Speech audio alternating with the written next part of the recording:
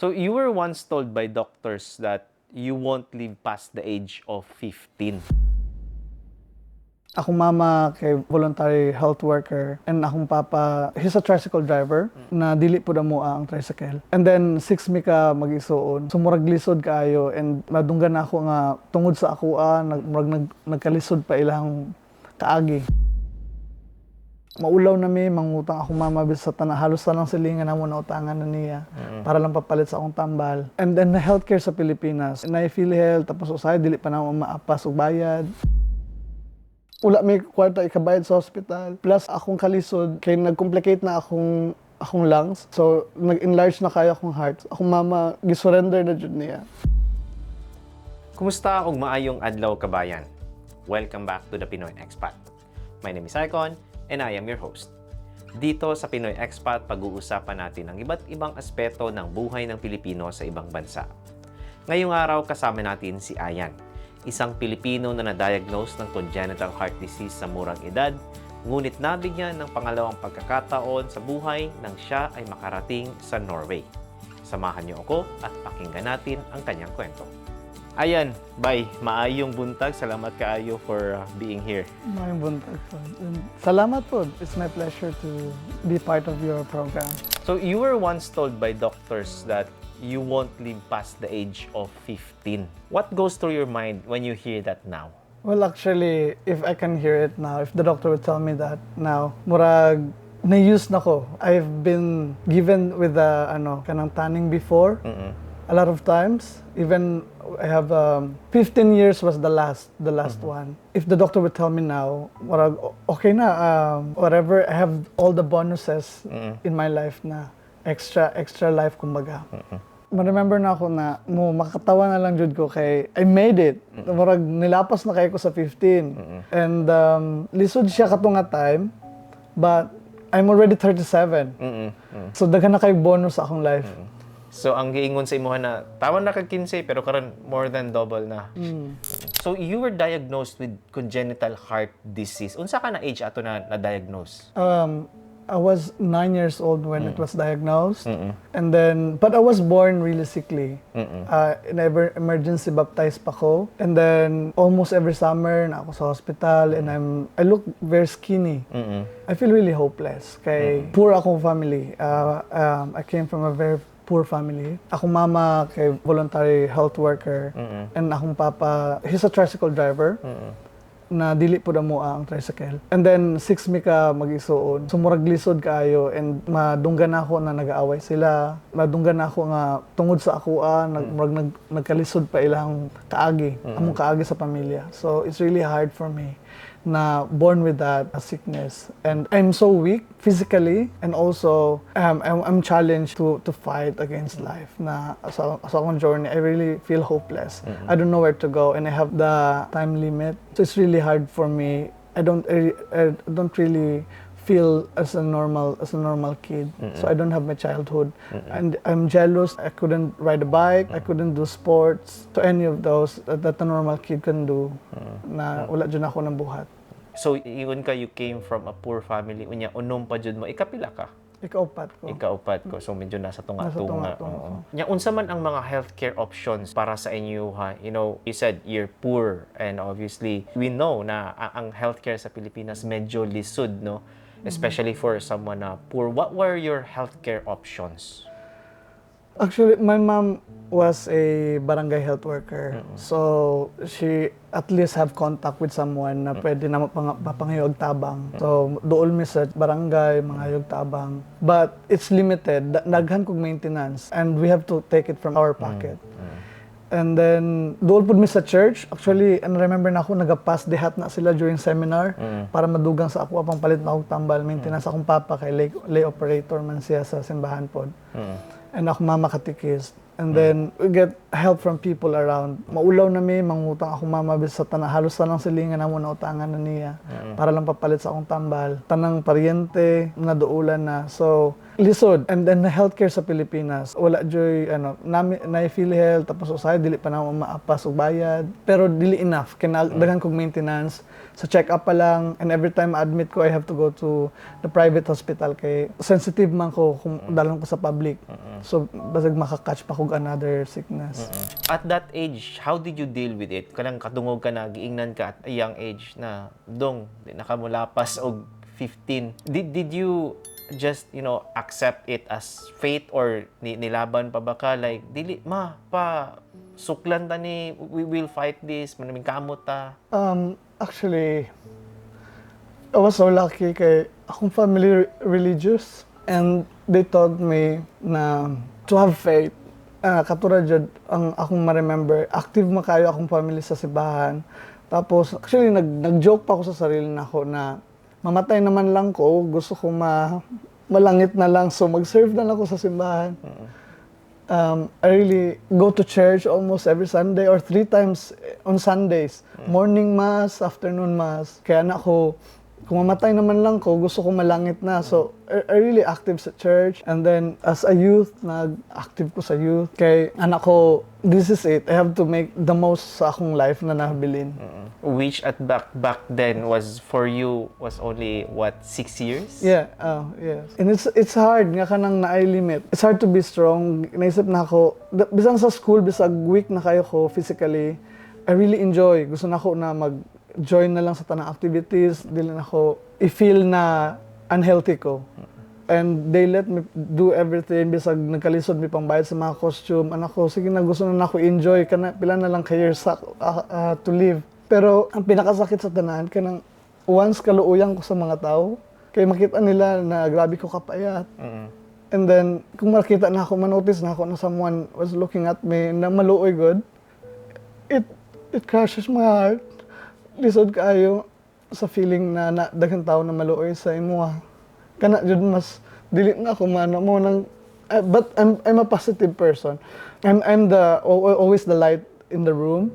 I have a good sense of humor. I'm positive, and I'm a good person.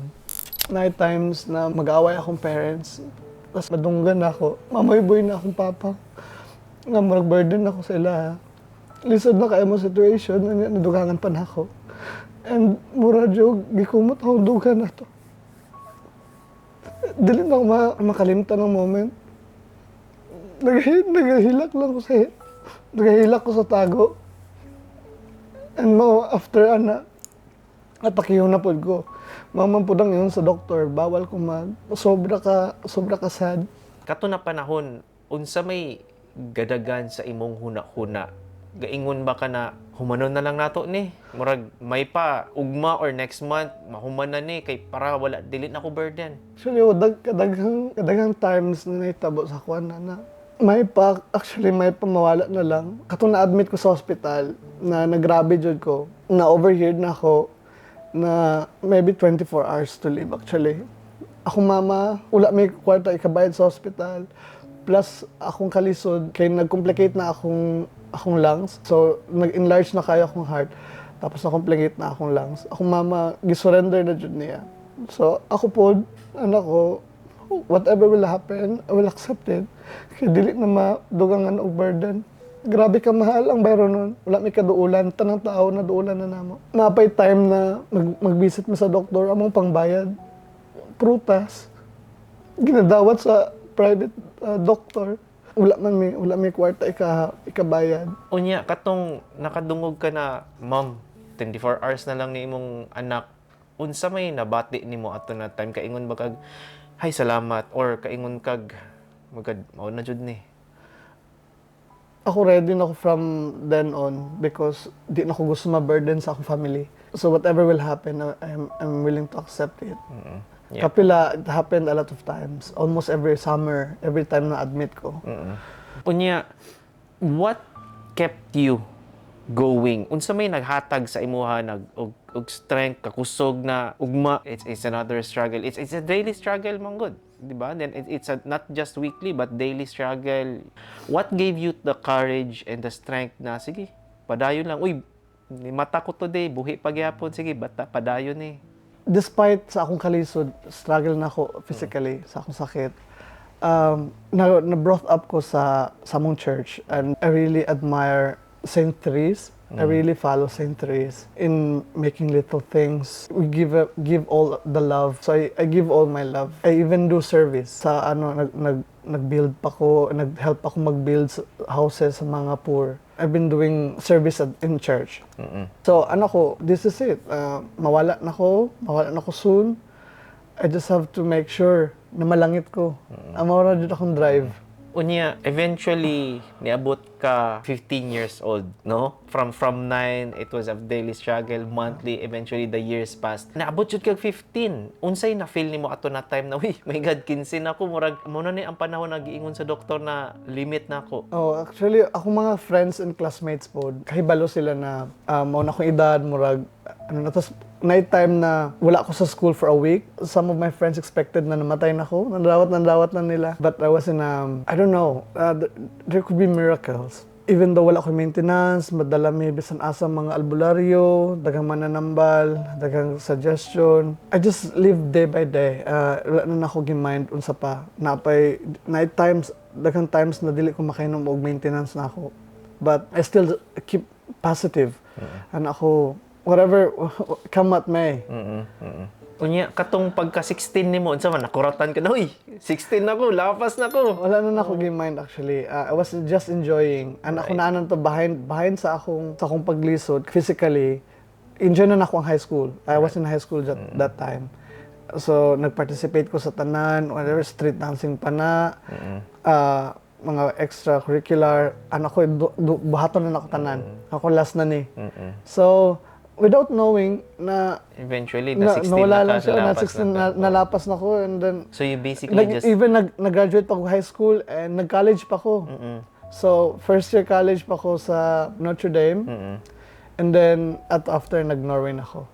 Right. So pagka 19 nimo niadto kag Norway, what gave you the courage to go to Norway at that young age despite your health condition? Well, naadyo to sa back sa akong mind kay gischedule na kog operation, surgery, niadto na kog Manila, then nakakita mig mag-sponsor, pero nag-line up ko sa PCSO na linya sa Manila, but I was number 16 something. So while I was in Manila, akong brother na siya sa Norway. And then nakakita siya na mo sponsor sa ako as AUPAIR instead. So anak ko unsay mauna akong operation man, di man namo ma-afford kay estimate is 1.6 kung fixation, pero 1.3 something kung replace. Pero you have to redo the operation every 6 years. So very risky and dili ni ka-afford ato. So nakakitagway akong kuya, na siya sa Norway ato nga time, and then nag-sponsor sa ako anak ko, this is it. Anak ko, kung na-approve man ang visa na ako sa Norway first before sa operation sa Philippines. So I went there with all my persuasion and sa term So basically the same thing, living day to day na sige na maabot ko. Yeah. I was already 19 and then anak ko daghan na kay bonus ako and wala na tong taning. And pure buyag wala ko na hospital before that. Right. And wala ko maintenance, wala ko before maglisod pa akong family, kay mahapo man ko magsaka sa hagdanan, makitan-aw mig TV sa silingan, kargahon pa ko. Struggle back then. Pero karon. Pero yeah, I made it up to high school, and then I went to Norway. O karon naka sa Norway, medyo okay na ang, like you said, tanan ever since after 15 bonus na para nimo. Let's talk about your life a little sa Norway. Unsa may pinakadako na culture shock para sa imuha sa Norway? Being someone as young as 19 moving there. Well, actually, it's a totally different world for me.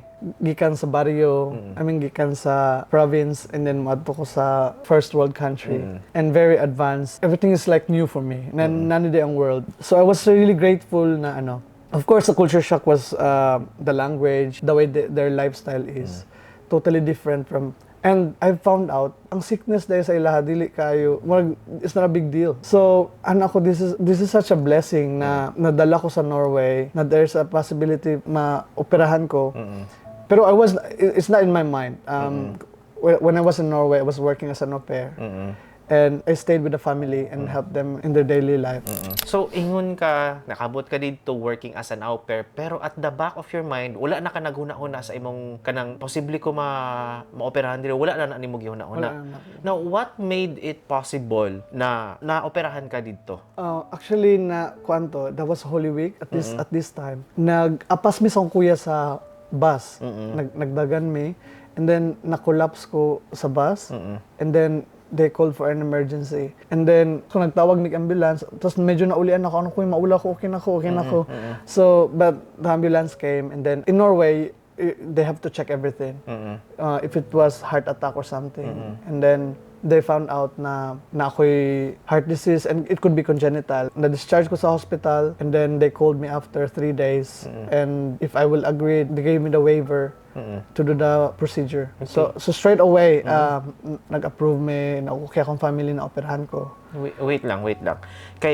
So, nag-apas mo sa bus, na-collapse ka, nagtawag og ambulance, gidala ka dito, and then they called you 3 days after na murag kinahanglan ka operahan.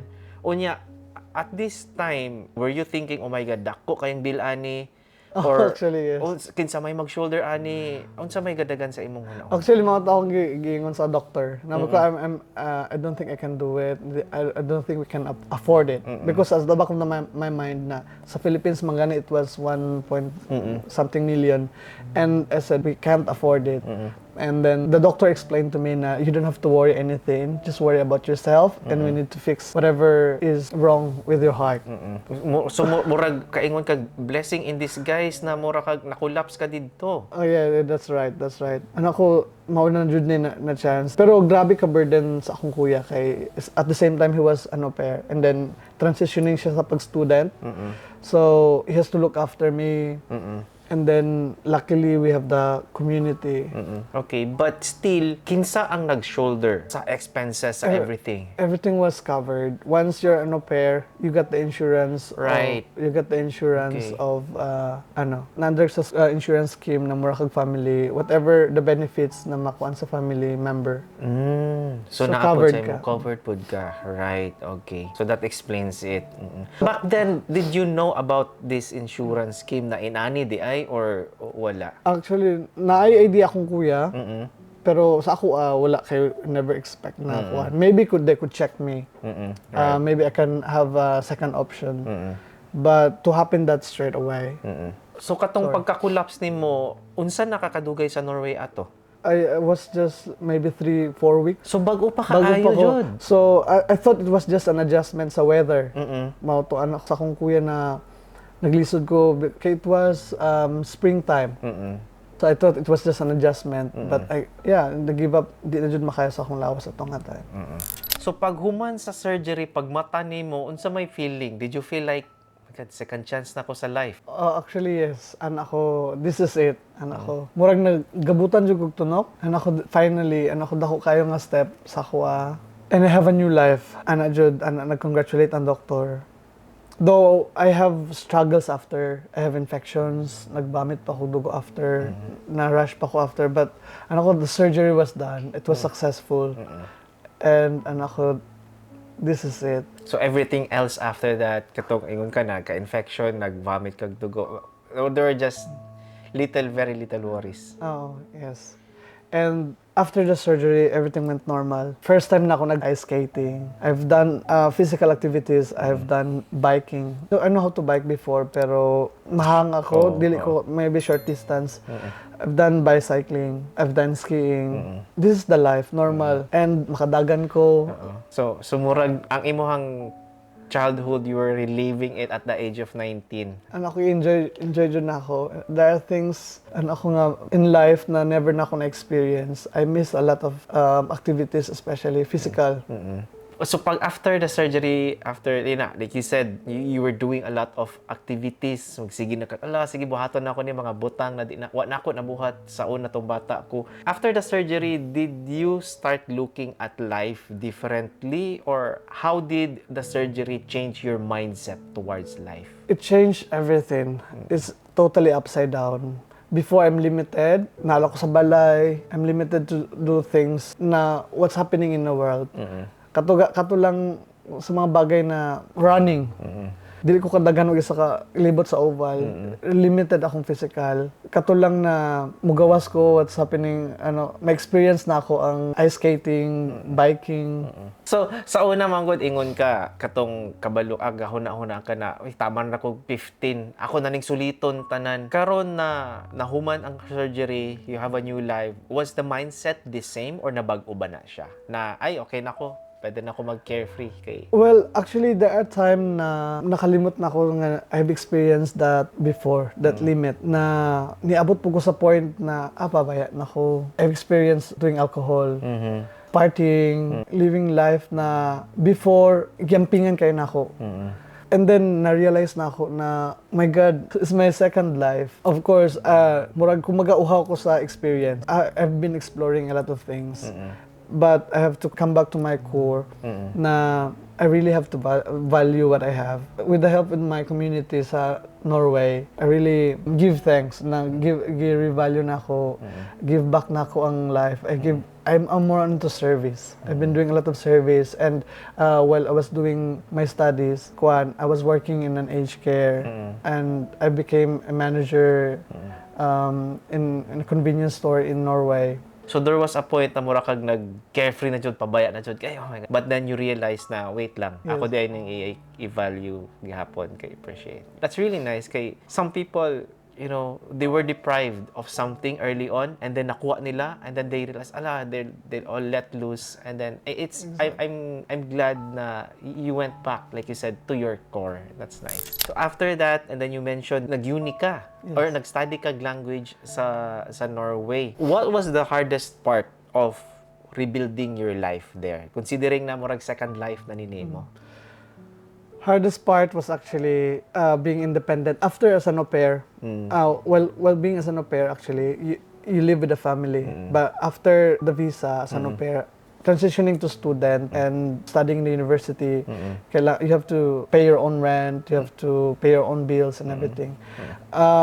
It's a big struggle for me, but I feel stronger na because I'm strong physically. I can do double jobs, and I've learned the language quick, and I passed the test, the Norwegian language straight away. Even doing my free courses at Philippine Embassy, and then I passed the test, and I made it to the university, and I went into the system straight away. Right. So I have my family there. I have my brother. I have a good support with the community, so that actually helped me to establish myself. Okay, you keep mentioning ang support sa community. Can you tell us about a time na nakaingon ka, grateful ka for the support of the community? In Oslo, Norway, the Mount Carmel Catholic organization, it's actually, they're like a family to me. So, I was one of the altar server when I went there. Tapos, ang akong brother po, even before the operation, they really support us and they accepted us, and we're doing the service and the community. So, upon arrival, they really welcome us, welcome me as a family, as a son. So I call them mama. Some I call them mama. They even cook food for me. Na-capture ko. So we're practicing every Sunday. We have the choir. Since na-welcome ko sa Catholic community sa Norway, and they give us the support to me and sa akong brother. And even before the operation and after the operation. Like in what kind na support? Was it like financial ba? Yes, yeah. They give us the financial support, and sometimes they give us shelter kung need na mo o mastayhan. And of course, katong mga food na hatag nila sa mua for the rest of the week, and then we just meet during the weekend. So, after everything that you built in Norway, what was the reason nga nung niuli ka og Pilipinas? Nganong murag okay na imong life? You started rebuilding there already. Nya, like you decided na wala kog Pilipinas. As I've mentioned earlier na murag excited ko sa tanan. Gusto na ako ma-experience tanan. So, but Norway has everything. They have money and access to everything. So, murag niagi po ko sa part na I'm very abusive na sa akong lawas. Right. Not just, I've been partying a lot. And anak ko, dili naman niya ako, anak ko, murag, I'm just working, partying, and then back. Anak ko, murag, this is not me anymore. Though I still keep the service in church, but for me, nawala ko actually. Nag-approach ko sa pare dito, Filipino priest, and he even suggested na take time to relax, maybe go back to the Philippines, look for yourself. And I took the advice. It could be depression. Na ako'y friend, school friend na he has everything. And then all of a sudden he took his life off. Oh. And another one was one from the church. He happy young family. He got everything, but he was depressed, and the same thing. And I don't wanna go to that point na I couldn't see the value of my life anymore. So I took the pause and looked for another path. And that path was sa Pilipinas. Yes. Okay. And unsa ka na age ato na katong nibalik ka og Pilipinas? I was 26, 25. 26, 25. So, mga 5, 6 years years ko old, or sa Norway. 6, 7 years? Sa Sa Norway. So, and then you decided to go back to the Philippines. What kept you busy in the Philippines? Ingon ka, you wanted to go back to yourself, look for your path. How did you end up finding that path sa Philippines? So while we were in Norway, me and my brother, we were investing in the Philippines already. So we keep buying land, properties, not just in our hometown but also in Bohol. Oh, okay. So yes, and then to find out, dako na day siya na yuta, and it was established already. So when I went back to the Philippines, I went straight to Bohol instead of going to Tupi. And then nakita na ko ang potential sa and we developed the land as agri-farm, agri-business, and then in a few span of years actually na-develop na siya as farm tourism. Oh, okay. That's nice. And then I was transitioning into farm school, pero nag-pandemic man. Okay. So, nag-struggle ka. So, at that time, was there a certain point na nakaingon ka, this is what I meant to be doing? Yeah, actually, yes. Excited ko sa tanan. While managing the farm, I was doing my accounting course while managing the business. And I've done mountain climbing. I've done trail running, 56 kilometers, 42 kilometers, 22 kilometers. So physically, I didn't mind my sickness anymore. I don't have maintenance. I'm living like a normal life. And eventually, ang taning sa akong life, 15 years, was gone already. Now, I can sustain. Among kalisod sa una, nakalimtan na ako. And now, we're employing like 50 families sa farm. And things happened, so quick. Murag layo kaayo siya in contrast ba na you were a kid na nagalisod, ang iyong family galisod, and now, kamo na ang naga-employ karon og mga tao. And that's really admirable. Nice pay. Yes, when pandemic came, I think gigamit ra pod na way ang kuan. We're so blessed na during the entire pandemic period, nakasustain po ko mga needs sa community namo. So, makaingon jud ko nga this is what I really meant to be doing. That's nice. So, karon nindot na ang imong life sa Pilipinas.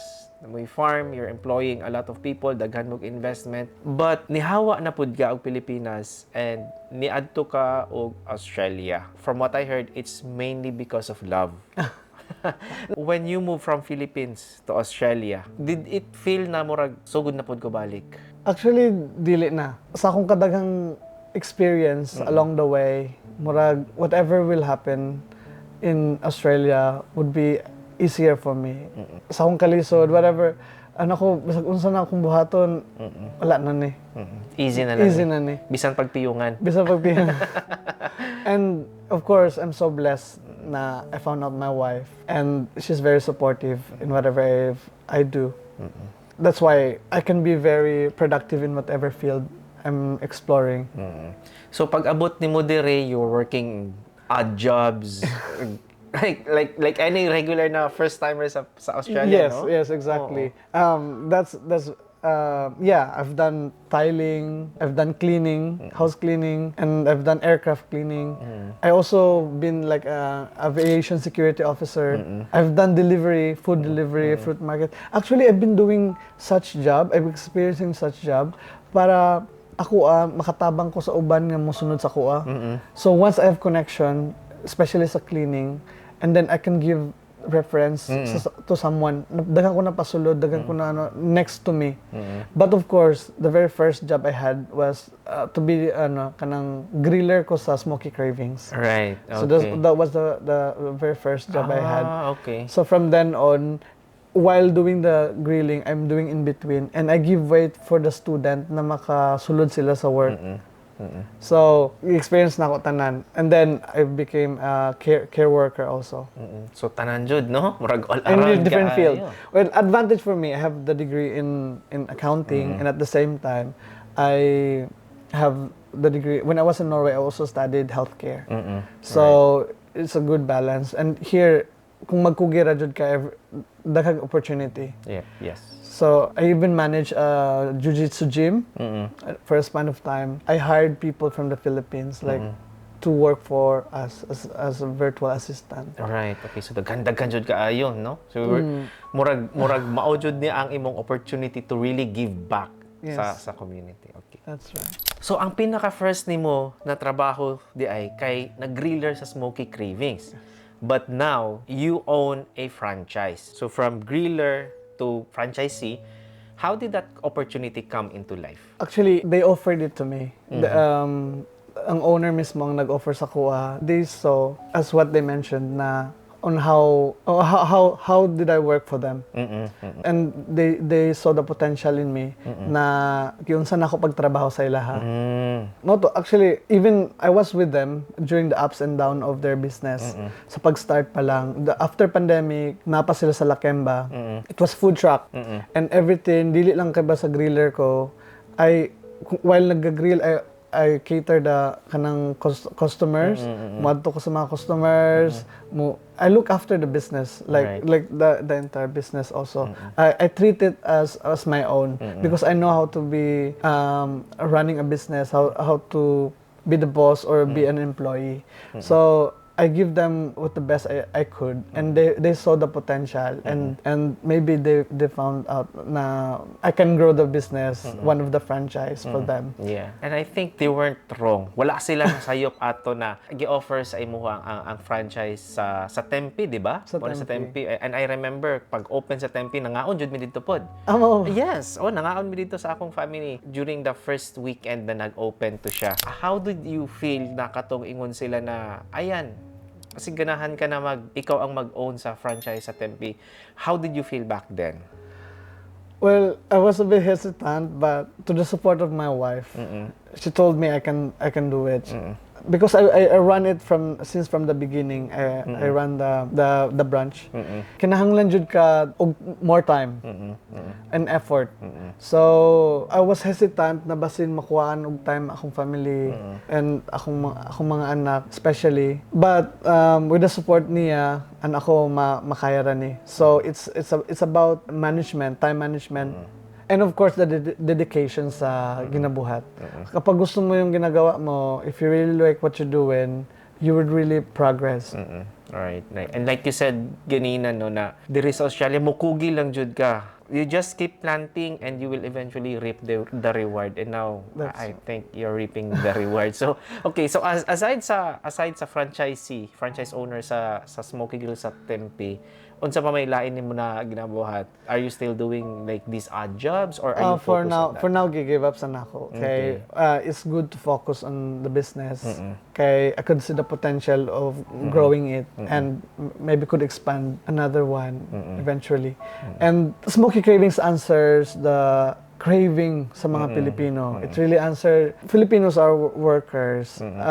Majority of us are working during the day and need something after the shift. And almost mga stores sarado na after the shift. And we're open from 4 to 10. So we really cater the dinner for the people. And we're not just serving the food, we're giving the vibes.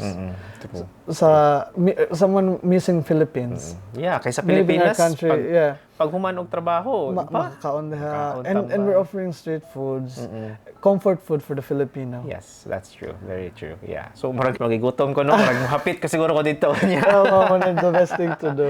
Okay, so now, nearing towards the end of our interview, final question para nimo. Looking back from someone na giingnan na taman ra ka 15 to now living your best life, kasaka kag Mount Apo, trail hike, nag-trail running ka, you've been to Norway, you own a lot of businesses sa Pilipinas, nagnamoy yuta dito, agri ecotourism, na kay franchise na gina-maintain nimo and hopefully opening a new one, you have your family, you are living definitely the best of your life right now.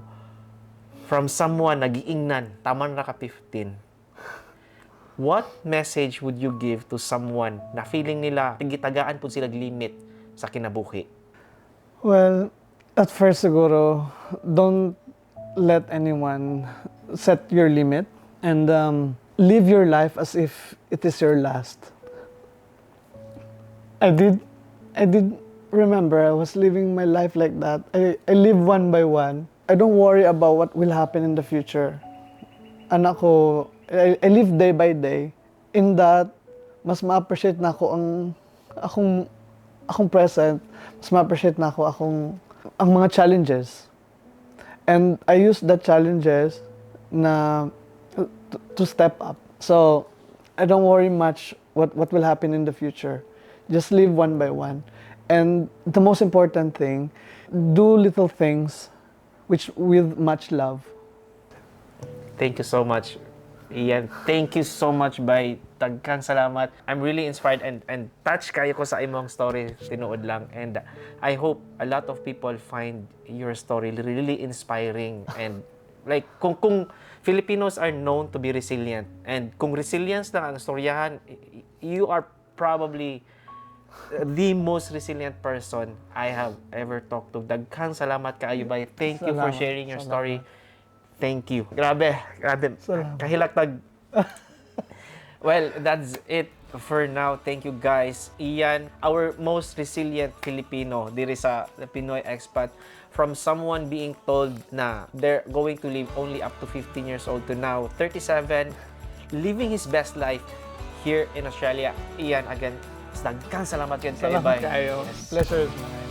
This has been another wonderful episode of the Pinoy Expat. If you want more videos like this, make sure to subscribe and to follow us on our Facebook channel and me on TikTok. Once again, my name is Icon and you're watching the Pinoy Expat. See ya!